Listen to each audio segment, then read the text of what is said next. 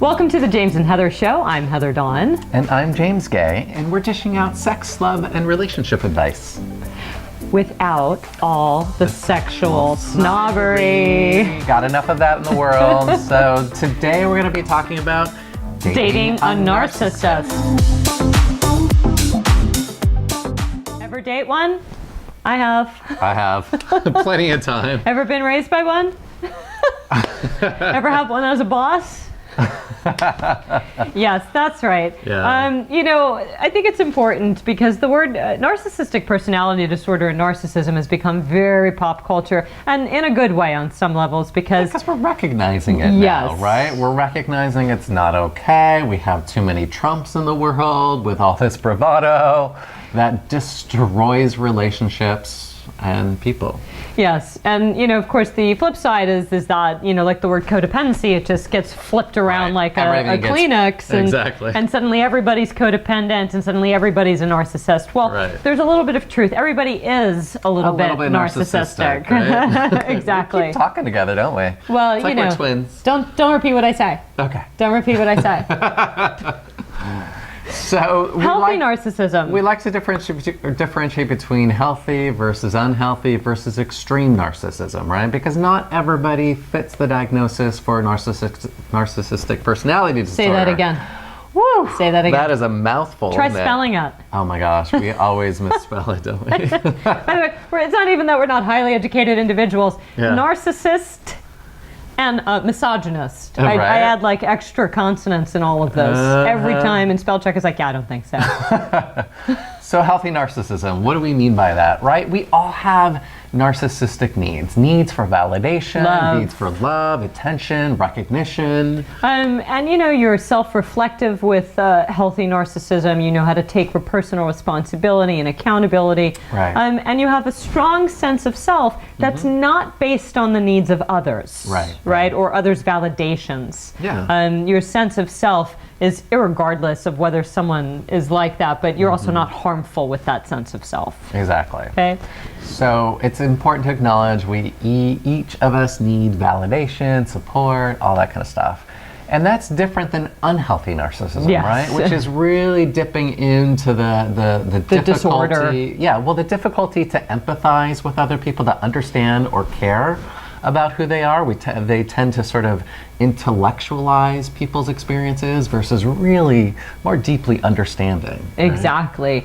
And in general, when you're dealing with a narcissist as a disorder, not healthy narcissism, a narcissist has a hard time separating themselves in the sense of self from others. They would see others as like extensions of James themselves. would, if I was had narcissistic personality disorder, James wouldn't be James the entity. James is a reflection of me. Right, exactly. And so I must do and believe and want the same exact things. And if you don't, then there's some internal conflict. Yeah, this is also about where they have a difficult time reciprocating, right? Because if you can't empathize with someone, you don't know necessarily how to reciprocate what they need, or if you know, you don't care, right? And so you don't do it. And oftentimes you have to be able to recognize that a narcissist will intellectualize with you rather than empathize. So empathy is, oh my gosh, James, I'm so sorry that you went through that. That's got to be horrible. Or I'm so sorry that I did that to you. Where intellectual rationalization is like, yeah, sure, I could see that. You get the feeling tone is a bit different there? Yeah. It's moving through cognition or moving through emotion. Empathy requires that you move through and put yourself where somebody else might be to empathize with their suffering, whether you perpetuated it or not. Right. And also a narcissist has a need to control others because underneath it all, they are suffering from low self-esteem. Now, when we move into extreme narcissism or extreme narcissistic personality disorder, it may be hard to look at because these people have a huge sense of self-aggrandizement and bravado, and they can be very charming, life of the party. They seem really super confident, engaging. They oftentimes are able to initially love bomb people with exactly what they need, that they've been starving for, right? Yeah. And so it can be deceptive in that way because it's like, wait, they're they seem like they empathize because they're giving me exactly what I need, but it's just short term. It's just they collect fans, they're manipulators. not friends. Yes, collect fans, not friends, and not the kind of fans that blow air. Right. The fans like, fans. Yes, and worshipers, and you know, that low self-esteem that they're trying to compensate for, they need and feed on the validation and worship of others. And when they don't get it, all hell is going to break loose. They will become very vindictive because they are manipulative by nature. Because again, imagine looking into the soul of someone with narcissistic personality disorder. They really don't have an identity. They don't say, I am this, I am that. Everything is based upon how others are seeing them or how they see themselves in your life. Right. So if they're not getting their constant need for narcissistic supply, right, to build them up, to praise them, to worship them, to see all their vast accomplishments, then one, you don't serve a purpose, but two, it can feel like this sense of annihilation, personal annihilation. So that's what drives some of the anger and the vengeance and that kind of stuff. You know, what's important to realize also, you know, not everybody encounters someone with narcissistic personality disorder in the same way.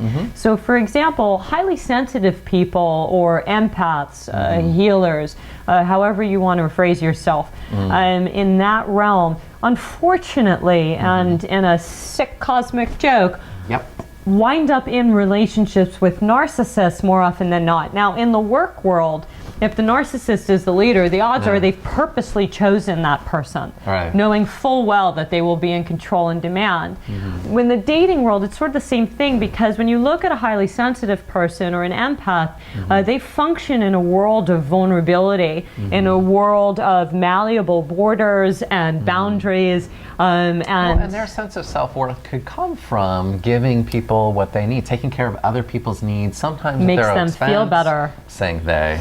But I know. Those James and I are both. In the helping James and I are both profession empaths. tend to be more empathic. We've dated narcissists. Right. So it's a great tool as a therapist, a yoga instructor, a life coach. You know, those kinds of things, because that's often the treatment modality for people, is because there's so much lacking of empathy in our society and culture, and so much lack of compassion, that we all need that, right? But if you're hooking that up with someone who's, you know, an extreme narcissist, a taker, right? A taker, it's a never-ending sort of thing where it's all about them. Yep. You know. So you get two people with sort of low self-esteem, except one is a dictator and the other isn't, and you've got a combustion of hell going on. Oh yeah, a torrid, toxic relationship oftentimes that can also diminish and decrease the healthier one or the empathic one, and feeling even worse about themselves than they did before being in a relationship with a narcissist. And as I said, James and I are not just coming from a place of, you know, professionals helping people like we do with clients in these scenarios, but we've both had the experience of being in these relationships.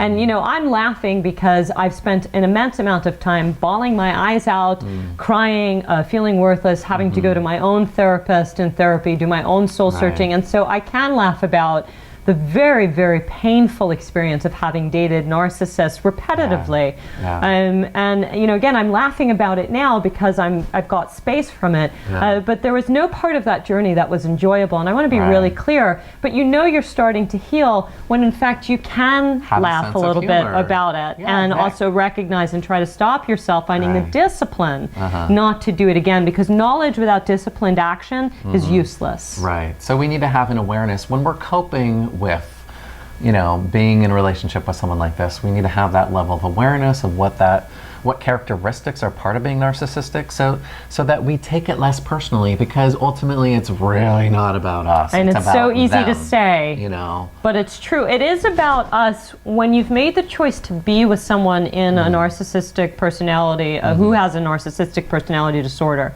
if you have made a choice to be in a relationship with that person, and you know what they are, because it was a conscious choice, then it is well, we need to take personal responsibility. Yes. But what I'm saying is that it's not about us in terms of how the narcissist treats us. It would be anyone in their purview. Oh yeah, it's not specific. Yeah. You were just the vulnerable enough person that came along and stuck with it. Right, right.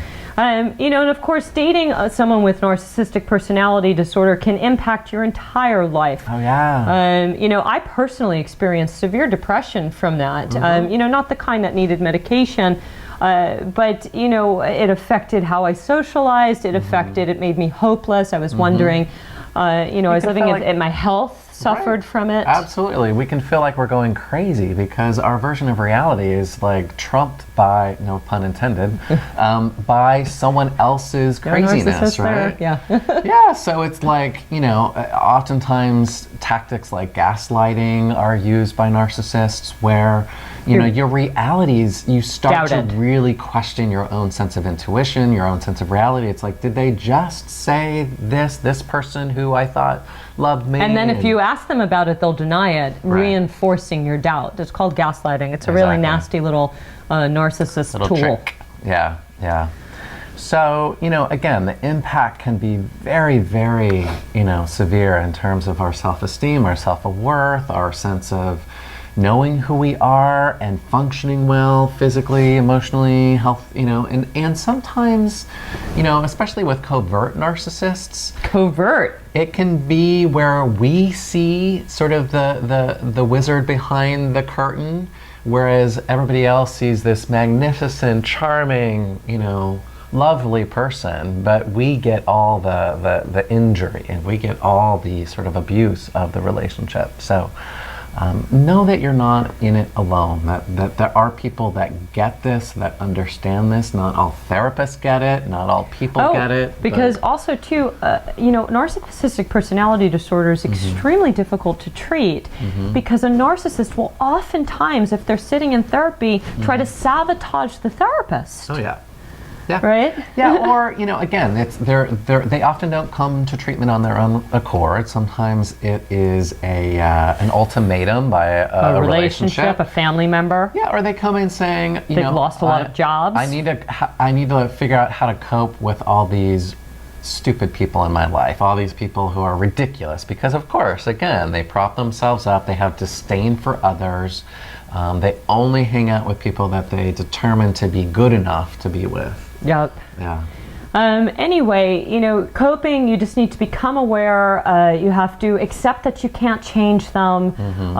You know, be aware of your own internal compass. Right. Start to retrain yourself to trust your own sense of intuition. You know, what's really going on? Would you treat someone this way, the way that they're treating you? That can be a measure of finding your own internal compass along the way. There are support groups, lots of them. And most of all, when you realize that you're in a relationship with a narcissist, you have to stop giving them their supply. Yes. And you need to get out because you cannot fix them. Yeah. It is not fixable by you, maybe in some cases fixable by a trained therapist. You must walk away. And by the way, if you're in a long-standing relationship with someone with NPD, they are not going to make leaving easy. And you need to be aware of that and get in your support group. So along with that, right, and your determination to leave or not, you know, you need to be able to assess the danger that you're in, because again, all these different characteristics line up in a different way depending on the individual. So are you safe enough? And if not, figure out a plan, figure out an exit strategy, get support from other people in your life. This can, you know, like you said, a great way to do it is to slowly decrease the level of narcissistic supply. Stop fanning their need for I'm the best, you know, stop giving them what they're taking, period. And they may, because of that, because you no longer serve their purpose, they may on their own accord want to leave and find that narcissistic supply somewhere else. Or rebel and make your life worse. Sure. Exactly. They will, remember, they are inherently manipulative, and you can't logicalize it, rationalize it, or even understand it. It is something you have to get away from. Right, so take the opportunity, if they give you the opportunity. If they're like, hey, peace out, I'm going, then let that be the case, because that's the best time to make it happen. Yep. And then don't forget to recognize your pattern in this. You know, one time maybe it was a mistake. 2 times, you got a problem. You got to do exactly what I did, and I'm a professional. I was just like, all right, you know, I can't just say that I'm dating jerks. I actually need to figure out why I am and what my patterning is. I highly recommend that. There's lots of life coaches, trained therapists, and support groups. Well, and there's a great book if you want to read more about this. It's, it pathologizes less the NPD person, helps you get to know what's going on for them behind the scenes, but also what your part in it is. And it's called The Wizard of Oz and Other Narcissists. Good book. Yeah, great book. So thank you very much. You can reach us at www.thejamesandheathershow.com and you Twitter. can also, please feel free to give us a call, leave a message so that we can answer your questions, hear your comments, maybe even put you on air. Yay!